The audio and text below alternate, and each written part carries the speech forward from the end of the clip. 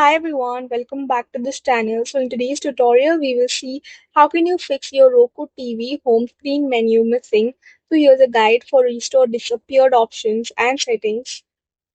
Fix 1. Restart your Roku TV.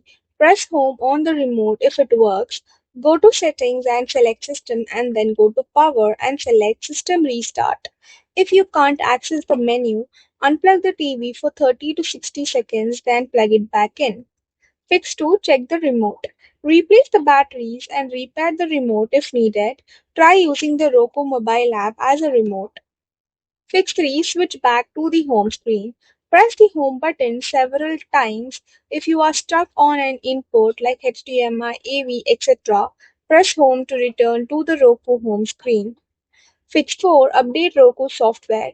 Go to Settings, select System and then select Software Update and go to Check Now. Install any available updates and restart the TV.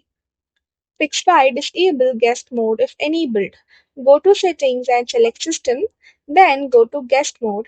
Turn guest mode off, then restart the TV. Fix 6. Factory reset the TV.